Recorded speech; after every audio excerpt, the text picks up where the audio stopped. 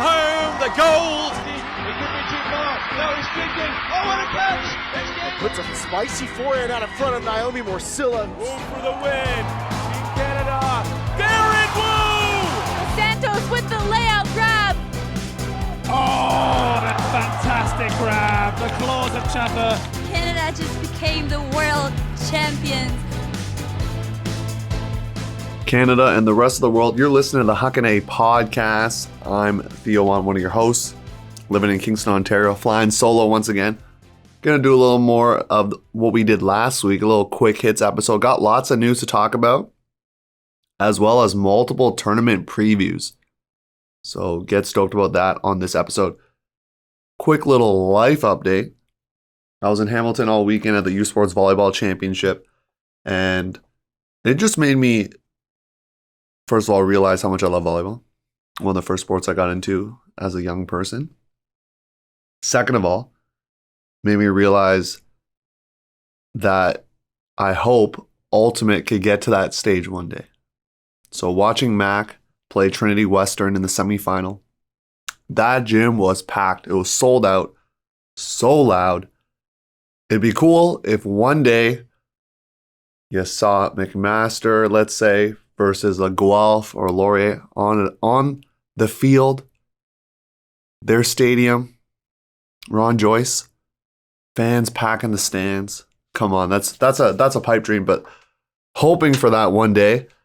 Also, this weekend I'll be in New York, actually New York City as well, but we'll be going to West Point where Army is and traveling with our men's volleyball team as they play in a one-day tournament. So pretty excited about that. Get to go experience that place that everyone talks about, West Point. And yeah, gonna have a good time hopefully. And then it's banquet season over here at Athletics, and then kind of getting ready for Frisbee tryouts. So if you've been living under a rock, lots of teams have been announcing tryouts. So make sure you look to your local Discord or all the teams that are out there in your local area. I know some teams have already wrapped up. We talked about General Strike before, but lots of teams getting tryouts going. So check it out. Talk to friends that are in the Ultimate community that can help you point you to a team. My advice, I'm sure if Danny was here, give you the same advice. Just try out for all the teams you can. I mean, even if you don't plan on playing with them, might as well get some reps in, especially if you haven't really been playing a lot in the winter, like yours truly here with the dome collapsing, not able to play. So get the reps in, go to tryouts. That's that. We're going to hit up the news, though. Lots to talk about. Uni series, things like that. So we'll head right there. We now have breaking news. All right, so first bit of news coming at you. I gotta get this right. Canadian Eastern Indoor University Series. Believe that's correct. We're going to go with that. So that finished up this past weekend. We talked about last week, Guelph Waterloo split out here. So we're going to break it down. Champions. Congratulations. Starting off in the women's. Pool C and D, which is essentially Pool A and B, but for the purposes of the schedule, Pool C and D, okay? Pool C goes to seed Mac Y. You seed it first, you get the top spot, and it goes Mac Y, Waterloo A, London, then Guelph B. In Pool D, Mac X was the top seed, but it's Guelph A taking them down in big fashion, 24-9 to take the top spot. They were seeded second in the pool. TWU, what's up?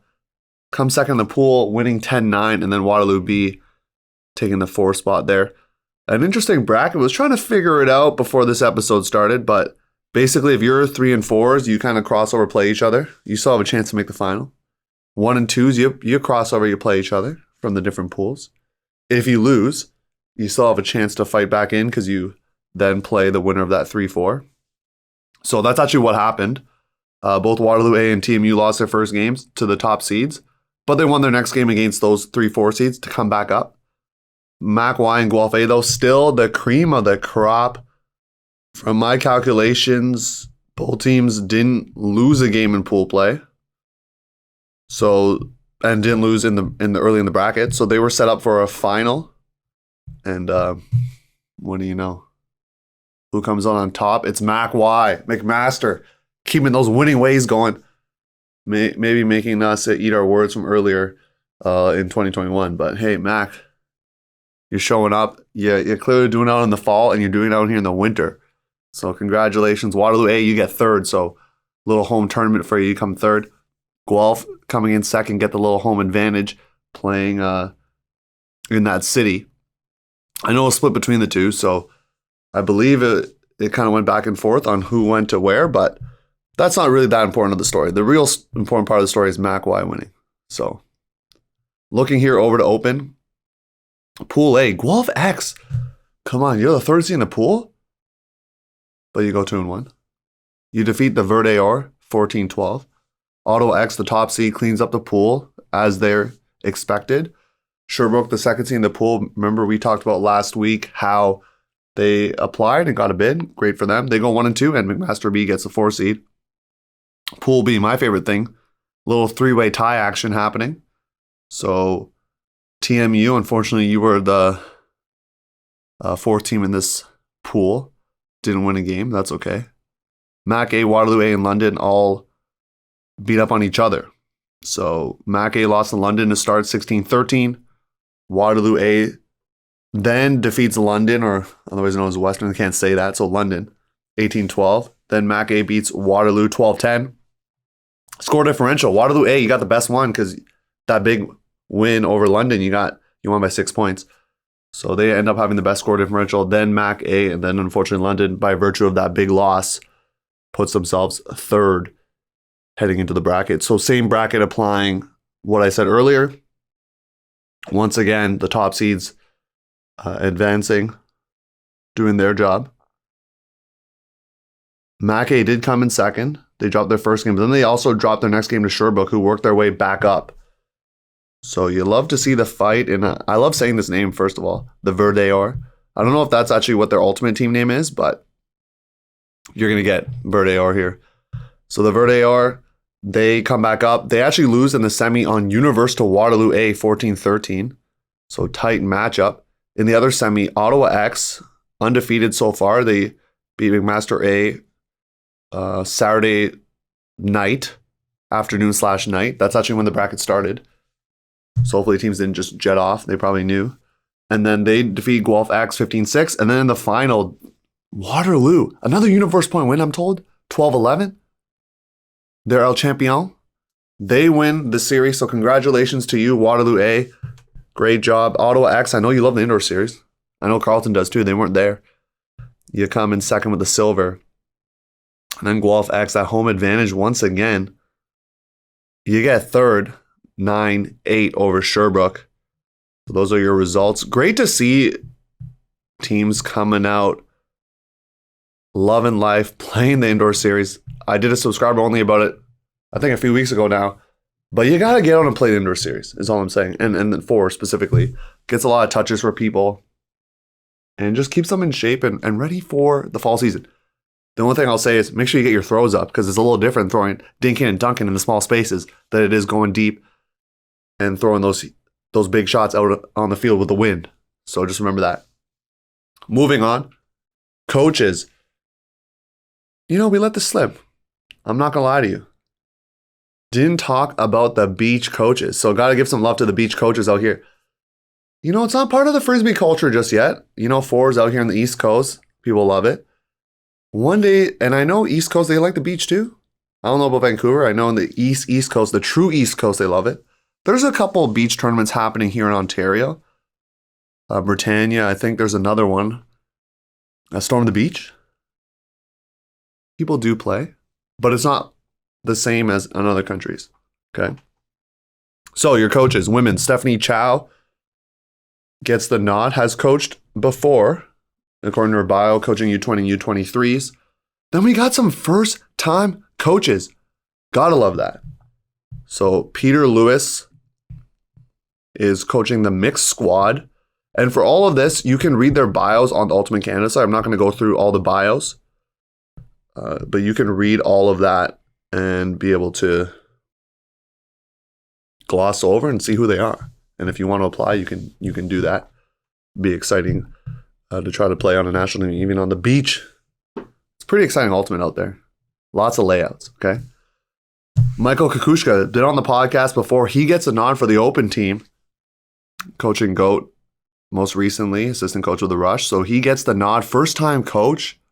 See what he can do out there with the Open Division squad. You got Andrew Portwine. I was coached under him a long, long time ago. So congrats to you, Andrew. Or I call you Portwine. Grandmasters Open. And then Carlos Baus. Did I get it right? Like mouse. Carlos Baus. Masters Mixed. He was selected in 2022 as well, according to his bio. So, one thing to note about beach is the tournament has moved from 5 days to 3. This was kind of more recent, and there's no Masters Open or Masters Women's. There's also like an International Beach Mixed Club Challenge. You can look into that. But this will be happening right after the USA Ultimate National Championships. I believe it's happening still in San Diego. So you can stay over there in California and go check it out, Huntington Beach. It starts November 1st, I believe. So you can definitely check that out. If you're in the area, if you're already there, you might as well go watch some good Beach Ultimate, November 1 to 5. So it definitely has changed. Excuse me, it will run for 5 days. I believe it was supposed to run for more. Now it's only 5. So not 3, but 5 days, okay? Now, there's other coaches that were announced. U20s, come on, can't forget about them. And with the announcement, what's really interesting is that there's going to be a mixed squad. So, I mean, I'm just going to gather the fact that there's going to be a mixed division with U20s now, which is really exciting. It gets people more reps out here. I know we've talked about U17s, but now you got people getting looks for the mixed squad. So congrats, Edward Guo. Most recently coaching with the Clips and also now Prime, the big club out there, or the now big club. Also played with Red Flag. Once again, you read all the bios out there. Currently the assistant coach of the U24 Open team. And he will be in charge of working with the mixed squad. And what will be really curious in this cycle, but also the next one, is going to be if people that played U20 mixed, if they get automatically pigeonholed to play U24 mixed. That'll be interesting to watch out for. And then a couple Ontario peeps getting the nod. First, Emma Seaborn. She coached the U20 women's team to a bronze medal in 2018 as an assistant and is now back leading the squad. Both Emma and the next person who got the nod, Rob Grundy, have worked within the Toro system, so I know of them and know them personally and know the work that they've put in. So congrats to both of you. Rob, most recently, the assistant coach with the U20 Open squad that played in 2022. So now he moves on up, gets the head coaching gig, a little more admin, a little more pressure perhaps, but I know both of them, all three of them will be up to the task and excited to help grow and cultivate these young players. And we've talked about kind of the lost generation with kids not getting opportunities because of COVID and things like that. So these kids coming up in the U20s, hopefully they'll have a couple years where they've played since the pandemic and they're going to be flying and ready to go for the red and white. Also, Ultimate Canada news. Hall of Famers were added. Shaggy got added, Mark Zimmerl. If you've ever played in Quebec or kind of in that area, you probably played against him. Absolute legend. So congrats to you. And Team Fisher-Price, it's a team of lore, okay, is all I'm saying. And they also got selected to the Hall of Fame. And you can read all of that information on the Ultimate Canada website. I'm always going to direct you over there because you can check out all that good stuff. Learn more about the team. Reminisce, especially if you played against them. So that is your news for this week. We're going to jump into preview now. There are 2 tournaments coming up with college teams going. So we're going to head to the main event. A little preview action. Spring college season is here and the warm weather is on its way. That means it's reversible season. Breakmark is giving away free reversibles for teams that order a bundle. With prices starting at just $75, it's the best way to have your team looking game ready this spring. And reorders get a 20% discount. Get started today at breakmark.com. Hey, this is Leanne Campbell from the McGill Ultimate Team, your 2022 Huckin A Div 1 College Women's Player of the Year. And you're listening to the Huckin A podcast, your coast-to-coast guide for all things Canadian Ultimate. We've asked this on the podcast many times. I've said, go to U.S. tournaments. Go to U.S. tournaments. People listened. They've delivered. You read this right? It's the CCC, but it's not the fall CCC you normally see in Georgia, okay? It's the Carousel City Classic in the great upstate place of Binghamton, New York, okay? Ottawa. You haven't played in the U.S. series in I don't know how long on the men's side, open side. And you're the number 1 seed. They're coming for you. From what I've been told, they're sending 14 players. And you got to be fired up, man. Got to be fired up if you're Ottawa. You're in a pool with the Rutgers, Binghamton, and Syracuse. That's how the seed goes in the pool. The big game in particular will be Rutgers. I think there's video floating around of this team because they won a game to go all the way back in 2019. That feels like eons ago, but it's kind of recent. Probably a lot of those players graduated. Maybe they're using that COVID year. But this team has at least a coach or some legacy of being at Nationals from the Metro East. I know they're going to call it the Metro East, but the Metro East on that come up. And they came 4th at Metro East Regionals last year. So it'll be really fun for Ottawa. Okay? They're going. Got to talk about them. But there's more. Another team's going. McGill also going to go to this tournament. Really exciting. They get to play Lehigh, Rochester, and Harvard. Not in that order per se, but that's how the teams are seeded as well. And so McGill, chance to play another tournament once again. I know they went to Eastern qualifiers. We were hyping them up. Didn't go the way they wanted. Even got a message saying, oh, we didn't win. But hey, that's fine. You're out here getting these reps. And that's what matters, okay, McGill? You're seeded 3rd right now. Case Western Reserve is in the middle of that Canadian sandwich. The Fighting Gobies. And then Lehigh, who's in McGill's pool, is the 4th seed. And then Cornell, team that went to Nationals, I believe, in 2022, if I'm not mistaken, or they've been there before. They're the 5 seed, the Cornell Buds. So there's a lot of Metro East competition out here. And it'll be cool to see what turns up. What's interesting, though, is this bracket, okay? I'm going to talk about that quickly. There are 12 teams going. 8 make the bracket. Normally, you just do like, let's say A, B, C, D. 1A plays 2D, whatever. But since they have 3 pools of 4, giving them more games, I like it. But it just makes figuring out the bracket interesting. Right now, it's TBD. So if you go on the USAU website, it's just TBD. Fields 1 through 4 at 9:30 a.m. So I don't know when they're going to play, but or who they're going to play. Depends how it shakes out. But that's what you got in terms of the bracket. Okay, that's the Carousel City Classic. Really exciting that these teams are going. I know Ottawa Women's went to a smaller tournament with Vermont, but this is a chance for them to get some, at least for the open team here in Ottawa and McGill, a chance to get some real good competition. And perhaps if you want to make a run, I know McGill, you're not in the Metro East, which is too bad. You have to play in the New England region, so you have to take on some powerhouses like UMass, who's having a great year. But still good to get that competition. And then McGill can maybe say to themselves, oh, if only we're in the Metro East, this is what we could have done. So maybe you'll get some of that from that tournament. Now, moving on to the Northwest Challenge. If you've been on Reddit or the Twitter, I'm not big on Ultimate Twitter, but sometimes I go on it. And there was and if you listen to Deep Load, they talked about this already. And that episode's already out. You can listen to it. But there was some controversy with the schedule. Teams flying across the country, perhaps like Vermont. We're not a Vermont podcast, but hey, they're close to Canada. We'll talk about them. People weren't happy with the format. It was kind of like match play, but not really. Because it wasn't like power ranked matches, I guess, is how you call it. But basically, there was a bracket last year. They shifted to non-bracket. Then people got upset. Then it shifted back to a bracket. But there's a caveat.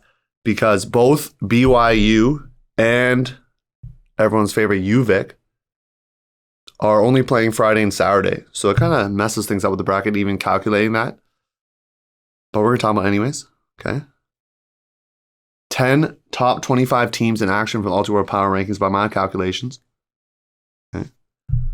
BYU going there, it always going to throw a little wrench in things. But it's still fun that they're going, is all I'm going to say. UBC holding strong at the number 4 spot in the UW All-World Power Rankings. They're the 1 seed in this tournament. Kind of fun. Unfortunately, with only 14 teams, or less than 16, that's for sure. There's no 16 seed happening in this bracket. So there's only 13 teams going. So there's no 14, 15, and 16 seed. It actually says the 15 seed twice here for some reason in the schedule. But anywho, 13 teams going. So UBC gets shafted a little bit and they get one less game in pool play. They get to play BYU and UCLA. So exciting to see how they play against BYU. Everyone wants to give their best against BYU because for at least for BYU, this is like their big championship games. They don't play on Sundays. So every game, especially when they get to play the number 1 seed in the tournament, they're going to give it their all. So pretty exciting there. Kind of like with the Carousel City Classic, there is going to be some TBD action happening, especially with BYU and UVic not playing on Sunday.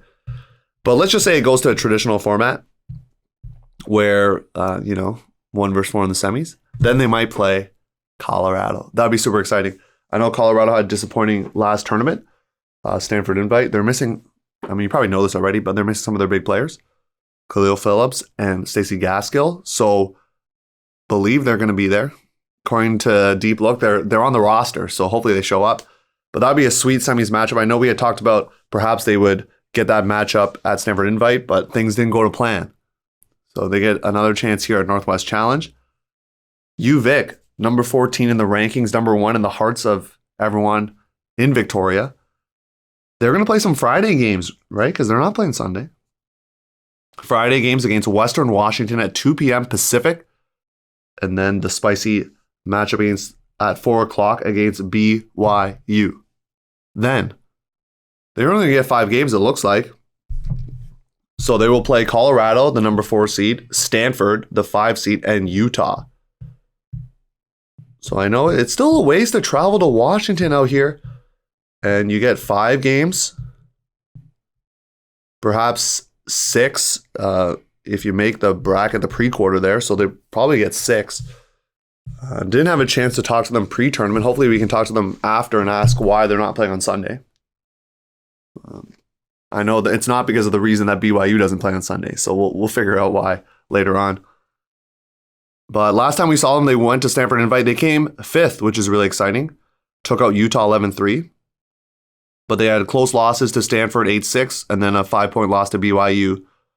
And a game that wasn't too close against Carleton 13-4, but they still came 5th in that tournament and were able to win out after losing in the quarters. So that's good signs there for UVic, and they had some hype to them. They're still in the top 25, so they got hype. Okay. So what can they do this weekend? We're going to find out. They're not going to have a chance to win the championship, but beating some top teams, like if they can show up and do some damage against Colorado and Stanford respectively, they might move on the power rankings. So got to give them some love as well. That wraps up the tourney preview. 2 tournaments happening this weekend. College out in action. Club teams getting ready for their season. We're going to make sure we get you all that content as well.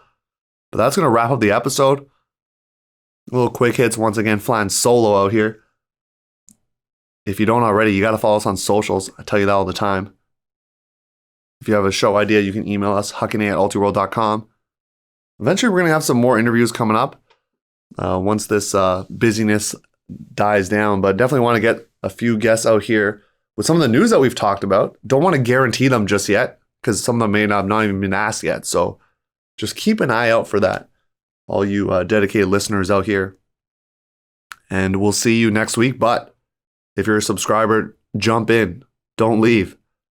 Gonna talk commentating again. Commentator's Corner.